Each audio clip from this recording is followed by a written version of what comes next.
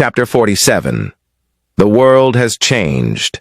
People are not simple anymore. There are new ideas about life these days. Experiences of war have made land people wiser. They are no longer to be fooled about war with words. Domeza could not carry the Amalans as Domagan did. He is not a good speaker like his father was. King Domeza was sad to discover that the soldiers are no longer willing to go on with the war. He stammered and they murmured, for his speech did not move them. The king summoned the Amaland military chiefs at last, but no minister showed any interest in his course. Marshal Titus, the strong man of late Domagan, disappointed and mentioned that word, peace. Its sound and calming spirit came over him with disdain. Domeza seemed lost and saw nothing else left in life but death. He wept alone all night, and finally said to himself, "This is the end." Diafaith, a dog bodyguard, followed him into the darkness of last night. Domeza in agony went to where Megalord had dived down. The dog followed behind his boss. He refused to go back. "Wherever you go, there only shall I go. Wherever you will be, I have no other wish but to be there. I will stay with you whether good or bad. The friendship of men goes well in good times. If not, why should an unfair wind blow off the lively flame?" said the dog. The dog was seen slain on the cliff. Domeza's corpse was found floating at its foot. He had died where Megalord, a fellow man, had survived. Amaland warlords and ministers have been meeting since morning. They are the signing documents of a new peace plan drawn by Marana. The meeting is concluding with passive concerns for the suicide action. They are going for the unceremonious burial of the late king. Meanwhile, the Zanfronts are still not ready for peace, but the worst of doom is coming against them. The defeat of Eretan Peace Corps had created negative impressions. It seriously embarrassed the new Eretan government. It also led Zanfronts into a false sense of themselves. They are underrating the Eretan military might. Zanfronts are thinking that their victory is a proof of superiority. They also feel they have acquired the right weapon to assume position of a new rising Zequinian world power. They are starting a warfare to become next world's strongest nation. Araba is always boasting about their new capability. He is threatening the other nations.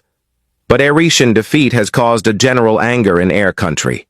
Government is being blamed for huge loss of their military men. Affected families are crying bitterly over deaths of beloved members.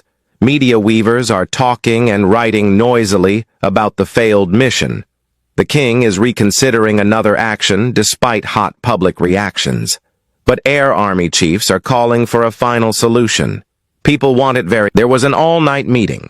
It took place between the air military and the Eretan king with his cabinet ministers.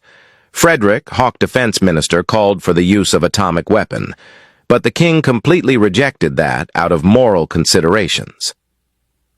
Meeting lasted into early morning without any conclusion. No clear decision is taken. Meeting has ended. But a delicate mistake has occurred. When the king and others were noisily walking out, Air Marshal Frederick whispered to King Dezawo's ear, saying, "We must take action." And the king replied, "Yes, we shall take action." The military chief misunderstood the intention of the king. He took it to mean the use of the atomic bomb. The Hawk is carrying the Wonder Bomb today. He comes all the way towards Nakwashima Island. Zanfronts are at alert, expecting another massive attack. But they do not know it will be something terribly different. Here, they notice a single bird flying very high in the near distance. Araba orders soldiers not to shoot yet, as the bird reaches above head. He is curious to understand what the Eretan wants to do. The lone bird is slowly descending, and the Zanfronts are closely watching. The solitary ranger is carrying a big ball. Araba says it must be another message from Eretan king. The hawk releases the ball, falling and himself turning backwards. He glides higher, to hover and watch, while bomb drops. The ball explodes. Entire Nakwashima Island is blown up, erupting in chains into a gigantic volcano. The explosion of atomic bomb trembles the foundation of the earth. It raises tick-folding cloud of fire, destroying everything and all lives. It burns powerfully, consuming Frederick with a terrible heat wave.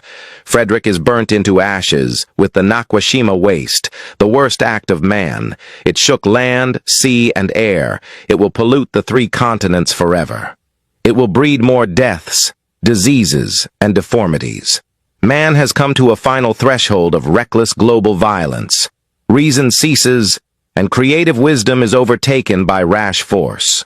War has done its worst. Nakwashima has become a wasteland of dust. The sight frightens weavers and the gathering world. All seeing the power of atomic weapon demonstrated, realize that humanity and the world might never be safe again. News spreads far wide with tears running out of all eyes in every land. The generations shall be haunted by this global tragedy with infinite guilt. Nakwashima, name meaning heaven on earth, has no single life left in it. No other place on earth could be safer than Nakwashima for man to live. None in the world would have imagined that the war could reach here.